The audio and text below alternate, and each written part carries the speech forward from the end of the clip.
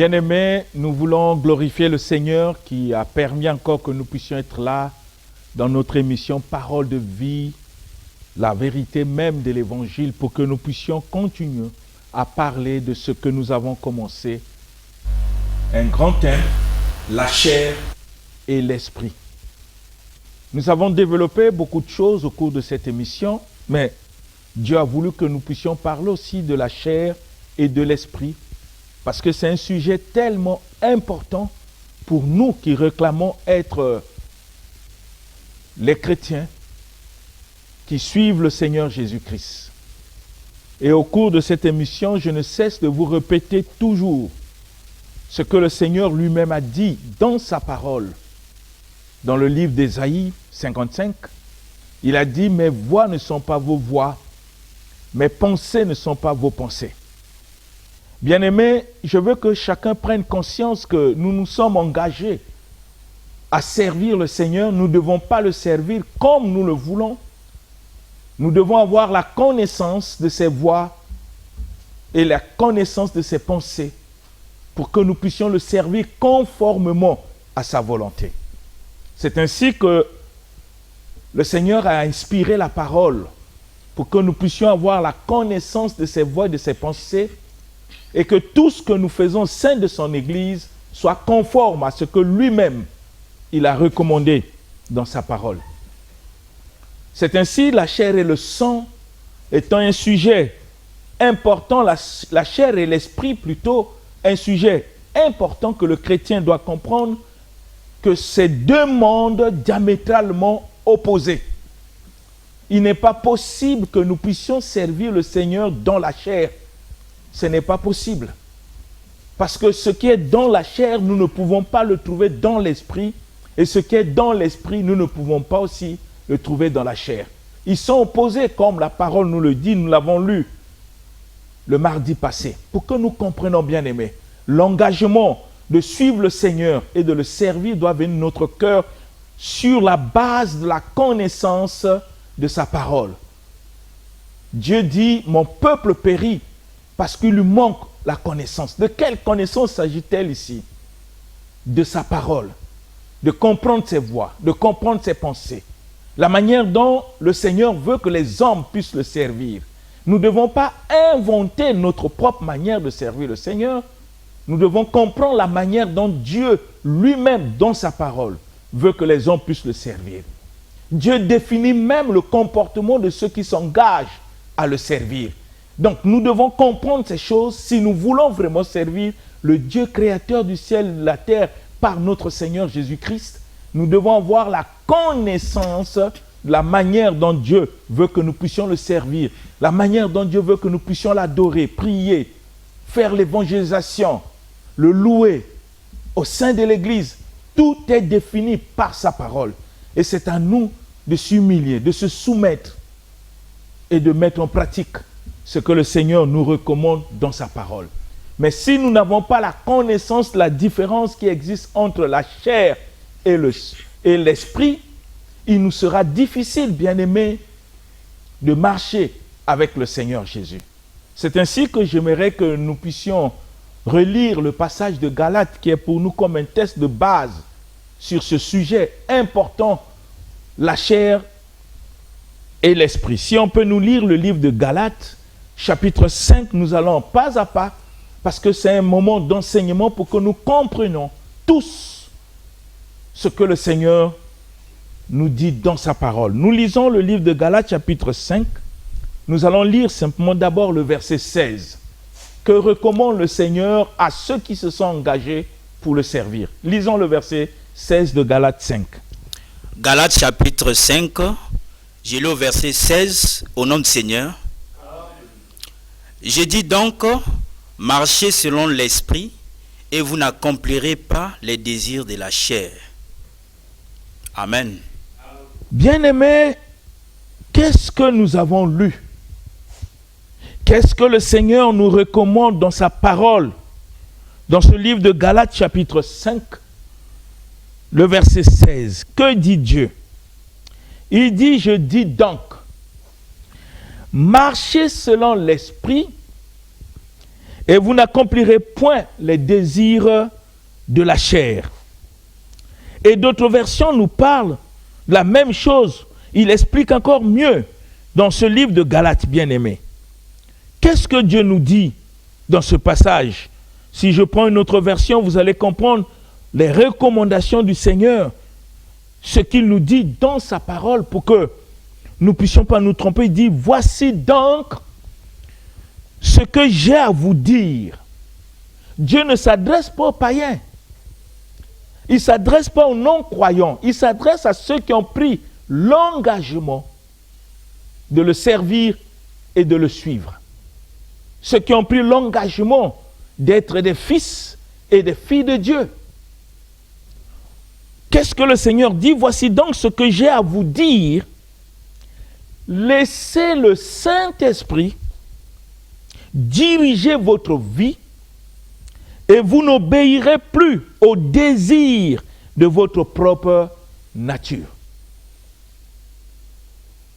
Je ne sais pas si nous avons compris. Qu'est-ce que le Seigneur nous demande? De laisser le Saint-Esprit diriger notre vie. La question que nous devons nous poser, est-ce que nous qui croyons en toute sincérité, est-ce que c'est cela que nous faisons? Est-ce que nous laissons le Saint-Esprit diriger notre vie? Est-ce que nous laissons le Saint-Esprit conduire notre vie? Nous qui sommes des chrétiens, nous qui disons que nous sommes des chrétiens, le Seigneur nous exige dans sa parole que nous devons laisser le Saint-Esprit conduire, diriger notre vie dès lors que nous avons pris l'engagement de suivre le Seigneur Jésus-Christ. Dès lors que nous avons pris l'engagement d'être les disciples de Jésus. Dès lors, bien-aimés, que nous avons pris l'engagement d'accepter d'être des ouvriers, des co-ouvriers avec le Seigneur dans l'œuvre de Dieu, le Seigneur nous recommande, si nous voulons vraiment le servir, selon sa volonté, nous devons nous laisser diriger, conduire par le Saint-Esprit. Et le Seigneur ne s'arrête pas là, il dit, en nous laissant conduire par le Saint-Esprit, bien-aimés, nous ne devons plus obéir aux désirs de notre propre nature. Ça veut dire, nous ne devons plus obéir à la chair. Je vous ai défini la chair au cours de cette émission. Quand on parle de la chair, on ne parle pas de la peau. On ne parle pas de ce tissu musculaire et conjonctif du corps. Non, on ne parle pas de ça. On ne parle pas de la chair de l'animal pour que nous puissions le manger. Non. Ici, quand on parle de la chair selon Dieu, c'est l'ensemble des comportements moraux et physiques que nous manifestons dans notre conduite, pousser ce comportement par le péché, au singulier. Le péché qui est comme un noyau, qui nous dicte dans nos comportements ce que nous devons faire.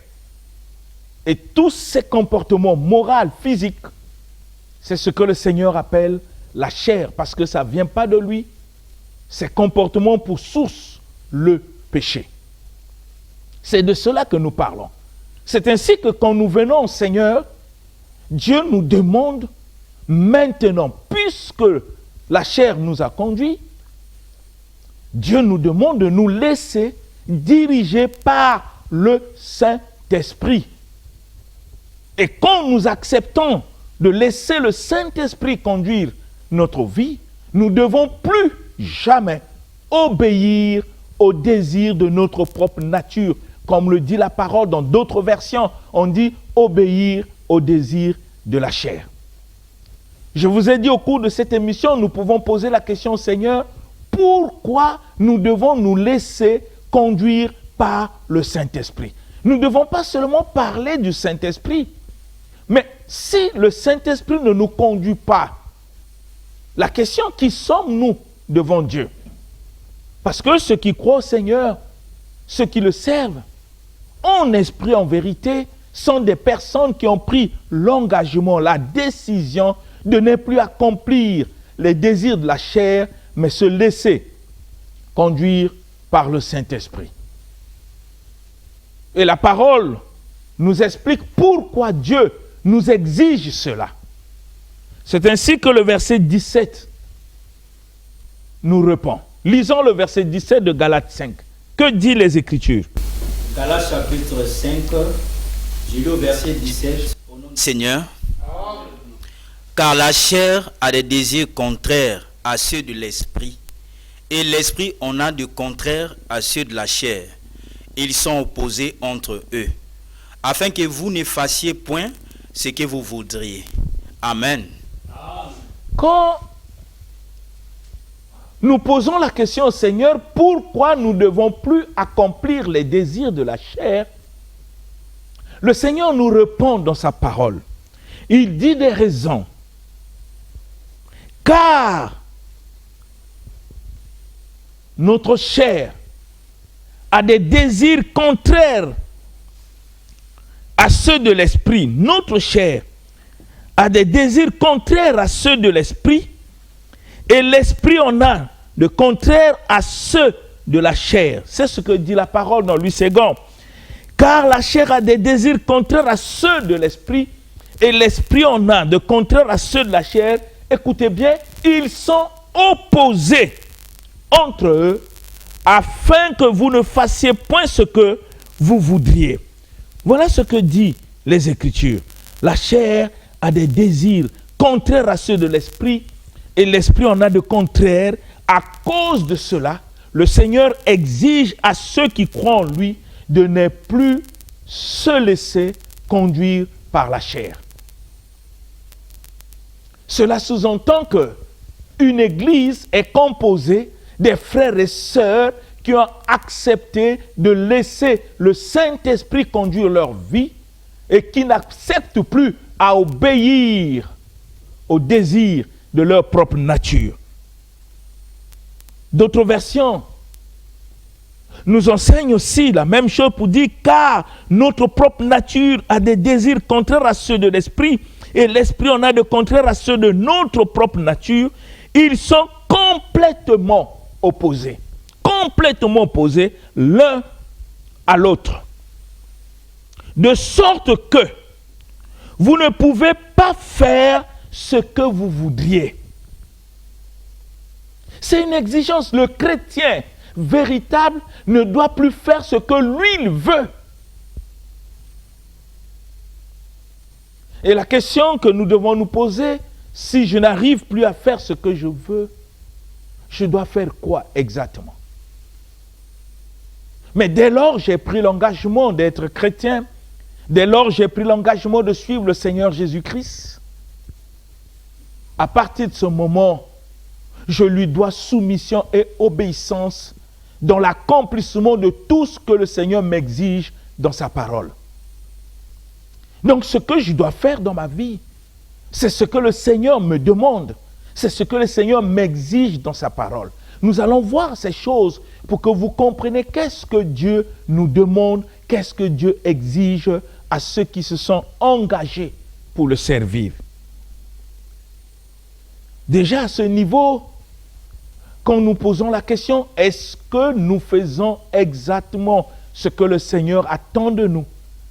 Est-ce que nous avons pris l'engagement de ne plus être conduits par la chair et se laisser diriger par le Saint-Esprit?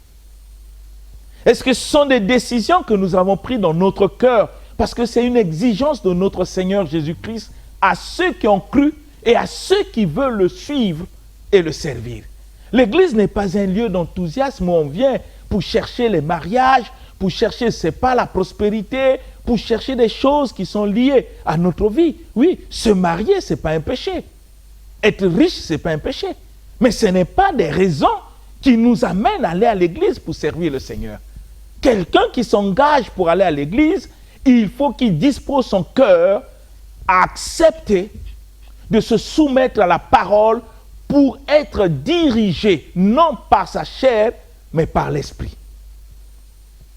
Et accepter de ne plus obéir au désir de notre propre nature.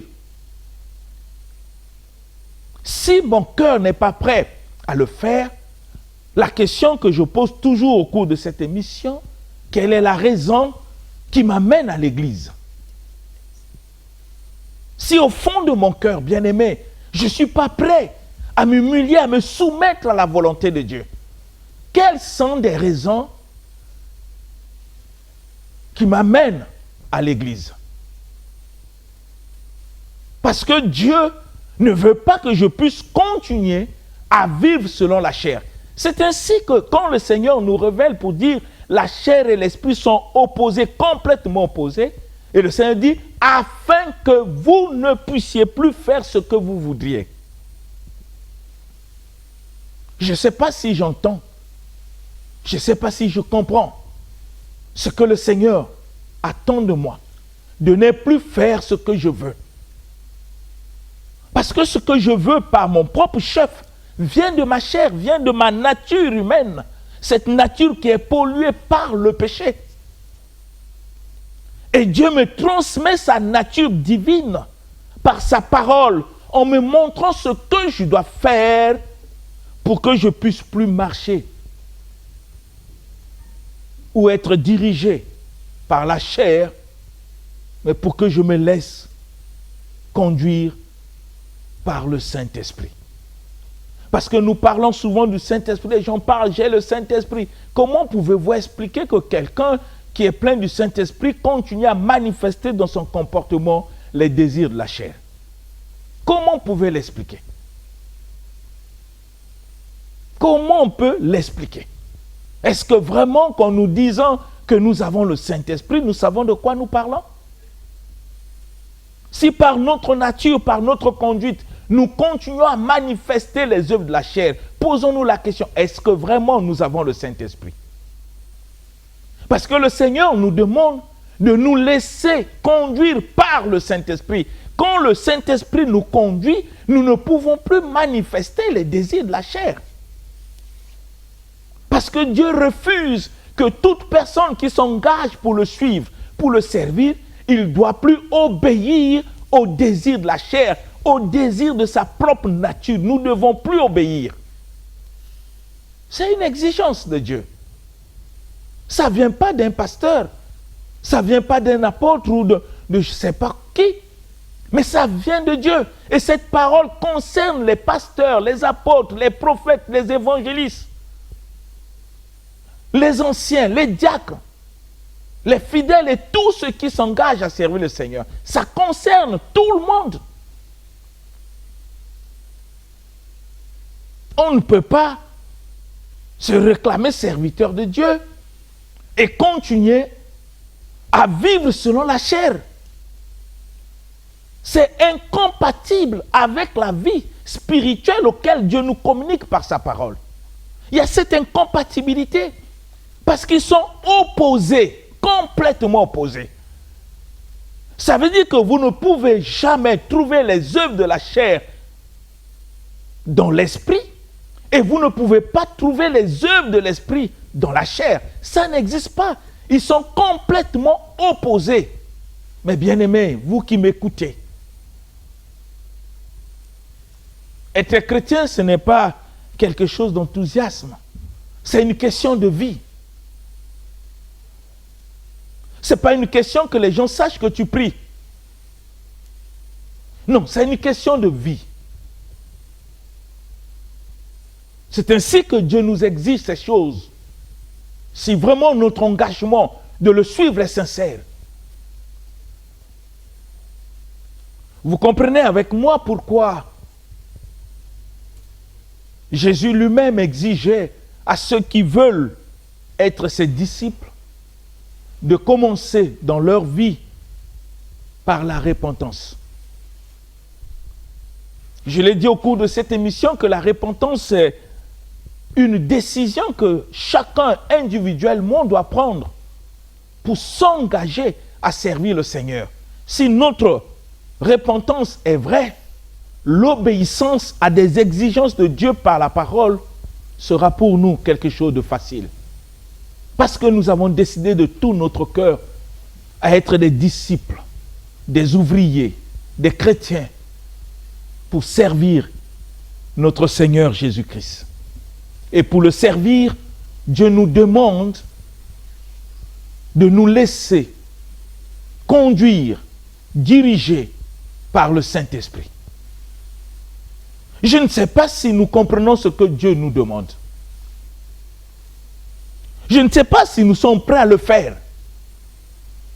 Si notre cœur est disposé, disponible à accomplir ces choses. Peut-être tu ne comprends pas, comme je l'ai dit le mardi passé, ce qu'on entend par les œuvres de la chair. J'aimerais encore qu'on puisse le lire pour que tu puisses comprendre qu'est-ce qui est la chair dans ma vie, qu'est-ce qui se manifeste dans ma vie que le Seigneur appelle la chair. Parce que si nous ignorons ce qu'est la chair, il nous est très difficile de comprendre ce que la parole nous exige. Mais heureusement que le Seigneur ne fait jamais des choses à moitié. Ce Dieu que nous prions, quand il parle d'une manière complète, pour que nous ne puissions pas ignorer ses voix et ses pensées. C'est ainsi, dans le verset 19 jusqu'au verset 21, Dieu est en train de nous citer ce que lui il entend la chair, pour que dans notre comportement, dans notre conduite, nous puissions voir si exactement ces choses continuent à se manifester et que nous obéissons. Lisons le livre de Galates, chapitre toujours 5, le verset 19 à 21, pour que nous puissions voir ce que Dieu entend par la chair. Pour que chacun s'examine pour voir quel genre de conduite, de comportement je suis en train de mener dans ma vie quotidienne. Lisons la parole. Galates chapitre 5, du verset 19 au verset 21, j'ai le nom du Seigneur. Amen. Or, les œuvres de la chair sont manifestes.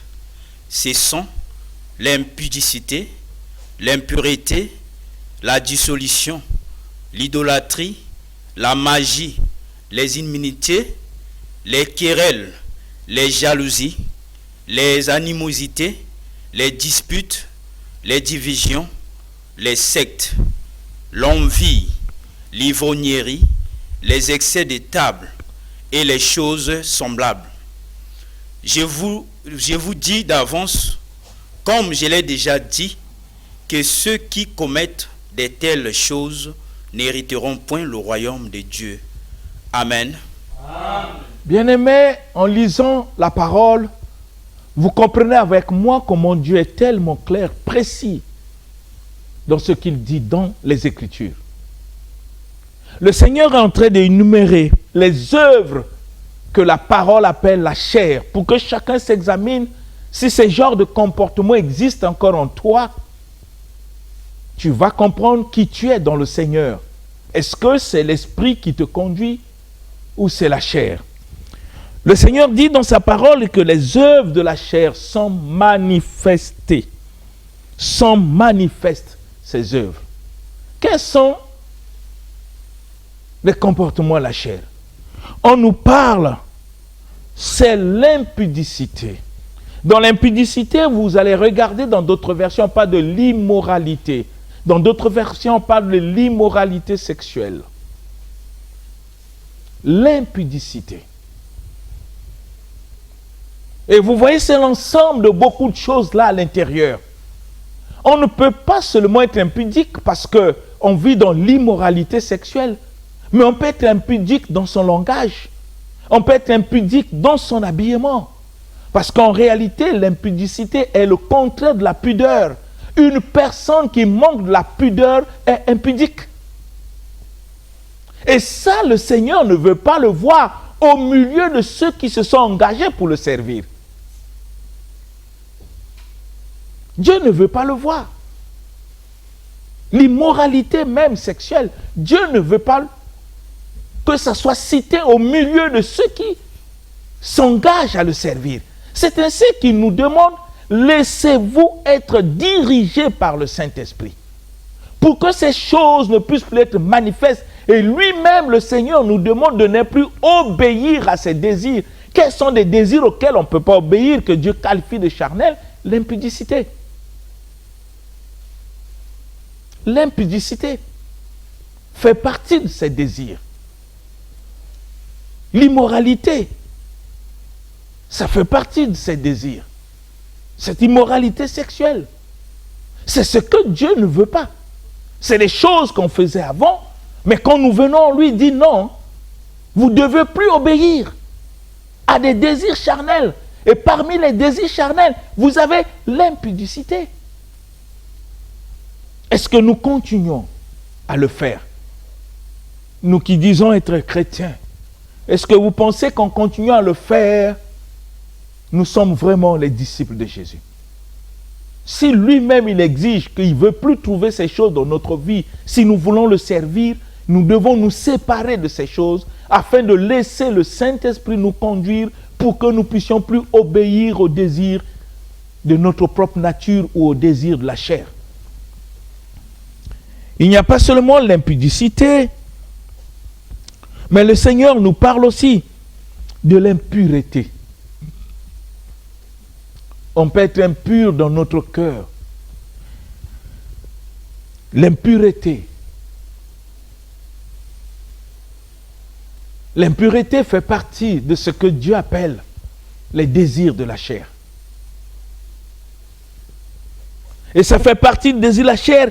Et le Seigneur ne veut pas voir ces choses au milieu des chrétiens que nous sommes. Il ne veut pas. L'impureté, il ne veut pas. Voir ces choses au milieu des chrétiens que nous sommes. Le Seigneur refuse qu'au milieu de ceux qui croient en lui, qui est l'impureté, en dehors de l'impudicité, qui est l'impureté bien-aimée. Dieu, il ne veut pas, comme le dit sa parole, il ne veut pas voir ces choses.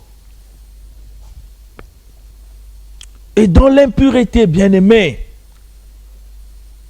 on parle parfois des pratiques dégradantes, des choses que nous pouvons faire qui n'honorent pas Dieu. Il y en a beaucoup de choses que nous faisons parfois qui sont contraires à ce que le Seigneur attend de nous, qui manifestent simplement les œuvres de la chair, bien-aimés. Essayez un peu de penser à cela. C'est ce que Dieu nous interdit. C'est ce que Dieu ne veut plus voir au milieu de ceux qui se sont engagés pour le servir. Et le Seigneur parle aussi de la dissolution, parfois des vices. Ces choses font partie des désirs de la chair. Afin que chacun s'examine dans son comportement pour réaliser s'il est charnel ou il est spirituel. C'est des choses que nous devons nous interroger. Parce que Dieu ne veut plus voir ces choses auxquelles il cite dans la parole, dans la vie de ceux qui s'engagent, de ceux qui disent qu'ils sont devenus chrétiens. Parce que ceux-là, il leur est interdit de ne plus obéir aux désirs de la chair. Et celui qui nous interdit de ne plus obéir aux désirs de la chair, ce n'est pas le pasteur. Ce n'est pas l'apôtre, ce n'est pas des serviteurs de Dieu. Mais c'est le Seigneur. Il interdit au pasteur, il interdit à l'apôtre, il interdit au prophète, il interdit au docteur, il interdit à l'évangéliste. Il interdit aux anciens. Il interdit aux diacres. Et il interdit à des fidèles, à tous ceux qui ont des responsabilités au sein de son Église. Il interdit. C'est ainsi qu'il cite pour que nous ne puissions pas ignorer. Le Seigneur aussi interdit l'idolâtrie parce que l'idolâtrie fait partie des désirs de la chair. L'idolâtrie est très vaste. Ce n'est pas seulement le fait d'adorer des statues. Une personne qui a confiance aux fétiches, devant Dieu, c'est un idolâtre. Ça fait partie des désirs de la chair. Tu peux aimer ta femme, tes enfants, plus que Dieu. C'est l'idolâtrie. Si ces personnes t'empêchent à servir Dieu comme il faut, tu es un idolâtre. L'idolâtrie nous amène à faire confiance aux fétiches. L'idolâtrie. Tout ce qui prend la place de Dieu dans notre cœur font partie de ce que la Bible appelle l'idolâtrie. On devient des idolâtres en remplaçant Dieu dans des choses que nous pensons qui peuvent nous protéger, nous faire du bien. Je l'ai dit que tout ce qui prend la place de Dieu dans ton cœur font partie de l'idolâtrie. Et toi, tu deviens comme un idolâtre à cause des choses qui remplacent la place de Dieu dans ton cœur. Et ces choses font partie des désirs de la chair. C'est ce que la parole nous enseigne, des désirs de la chair. Or, Dieu veut que nous puissions nous séparer de ces choses. La parole nous parle de la magie. Dans la magie, vous trouvez même la sorcellerie. Il y a des pratiques parfois que Dieu n'accepte pas dans sa parole qui font partie de la sorcellerie, de la magie. Comment pouvez-vous expliquer qu'au milieu de ceux qui se disent chrétiens, qu'il y ait des frères ou des sœurs qui sont capables d'empoisonner les autres? Mais c'est de la magie, c'est de la sorcellerie. Comment tu peux avoir dans ton cœur l'idée d'éliminer l'autre, d'éliminer son existence, quelles que soient les raisons? Nous n'avons pas le droit de supprimer la vie de quelqu'un sur la terre. C'est de la sorcellerie. C'est de la magie. Rappelez-vous de ce que le Seigneur dit dans la parole, dans le livre de Jean. Il dit quelque chose, que avoir même de la haine contre son frère fait de toi un meurtrier devant Dieu. Mais à partir de ce moment, tu es qui? Tu es un magicien. Tu es qui? Tu es un sorcier. Parce que la haine, au fond de ton cœur, contre un frère, contre une soeur, contre tes parents, contre tes amis du travail, cette haine fait de toi devant Dieu un sorcier, un magicien. Parce que celui qui a de la haine contre son frère, c'est un meurtrier, déclare la parole de Dieu. Donc ça veut dire que c'est un tueur. Mais qui tue? Le diable n'a que 3 missions. Il égorge, il détruit et il finit par tuer. Et nous agissons exactement comme le diable veut. C'est ainsi que le Seigneur nous recommande dans sa parole de ne plus se soumettre aux désirs de la chair qui peuvent nous amener à commettre des actes parfois irréparables dans notre vie si nous nous disons être chrétiens. Tu ne peux pas aller voir un féticheur au nom de quelqu'un parce que tu as besoin d'un poste, parce que tu veux avoir ceci, il faut qu'on fasse ceci sur la personne, mais c'est de la sorcellerie. Tu es une femme que tu réclames chrétienne et que tu vas aller voir des féticheurs pour qu'ils puissent te laver, qu'ils te donnent des talismans, simplement pour que l'homme puisse t'aimer plus que tout le monde et même haïr sa propre famille. Mais c'est de la sorcellerie. Comment nous pouvons arriver à faire de telles choses? Et vous comprenez les raisons que le Seigneur nous demande dans sa parole de laisser le Saint-Esprit nous conduire pour que nous puissions plus obéir aux désirs de la chair. Faire de telles choses, c'est manifester dans notre vie ce que le Seigneur appelle les désirs de la chair. Tu ne peux pas aller féticher pour qu'on enlève l'autre au travail et qu'on te donne ce poste-là. C'est de la sorcellerie, c'est de la magie. Et ces choses font partie des désirs de la chair auxquels Dieu nous interdit si nous nous sommes engagés à le servir. Mais malheureusement, vous trouverez des chrétiens qui continuent à faire des choses comme des païens. Même au niveau du travail, c'est comme s'ils travaillent par concurrence. Ils ne savent pas comment apprécier les autres. Le but, tout pour lui, rien pour personne. Il est capable de tuer, il est capable d'empoisonner, il est capable d'aller chez le féticheur avec les noms des gens pour qu'ils puissent régner. c'est de la sorcellerie. Et quand ces personnes arrivent à l'église, quand vous voyez la manière dont ils adorent, vous avez l'impression que vous avez affaire à des vrais chrétiens. Mais pourtant, c'est des charnels. C'est ainsi que Dieu nous parle d'une manière claire dans sa parole pour que nous comprenions ces choses. Quand nous disons aux gens que nous sommes chrétiens, nous devons savoir de quoi nous parlons, en tenant compte de notre conduite, de notre comportement, si ça manifeste le comportement du chrétien tel que défini par la parole de Dieu. Ce n'est pas défini par les hommes. Nous devons revenir à la parole. Nous ne devons pas seulement confesser notre chrétienté par une foi qui n'est pas fondée sur la parole, tandis que notre conduite montre le contraire. Des choses que Dieu nous interdit. Non seulement le Seigneur parle de la magie ici, il parle de la magie ici, il parle aussi des œuvres de la chair où les gens se haïssent les uns les autres. On a de la haine, les uns les autres. Bien-aimés, de la haine, les uns les autres. Et c'est ce que Dieu interdit, qui ne veut pas voir que ça puisse être au milieu de ceux qui se réclament de lui. Les inimitiés, parce que ce sont de la haine qui est là entre nous, même au sein de l'Église. Comment pouvez-vous expliquer que des chrétiens qui font partie d'une même Église, ils ont des inimitiés entre eux, ils se haïssent entre eux? Et en faisant cela, nous disons que nous sommes conduits par l'Esprit. Le Seigneur cite ces choses pour que nous réalisons quand ces genres de comportements manifestent en nous, dans notre cœur.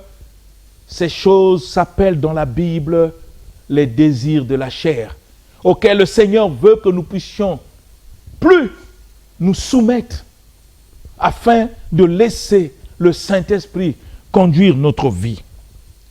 Je veux que, bien-aimés, que nous puissions comprendre, restons dans la vérité de l'Évangile. Ne nous trompons pas par nos raisonnements en disant aux gens que nous sommes chrétiens, sans examiner notre propre vie pour voir si notre vie manifeste les œuvres de l'esprit ou de la chair. Qu'est-ce qui te convainc que tu es chrétien? Si ton comportement continue à manifester les désirs de la chair et que tu continues à obéir à ces désirs de la chair, je veux que tu puisses réfléchir, bien-aimé. Nous allons revenir, j'insiste sur ça, parce que c'est un sujet important et c'est sur base de ce sujet que nous pouvons dire si nous sommes chrétiens ou pas à cause de l'œuvre que Jésus-Christ a accomplie sur la croix.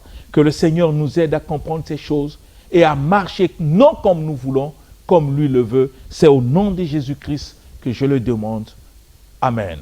Amen. L'émission Parole de vie avec le pasteur Lévi Nikwe, chaque mardi à partir de 17h10 sur DRTV International.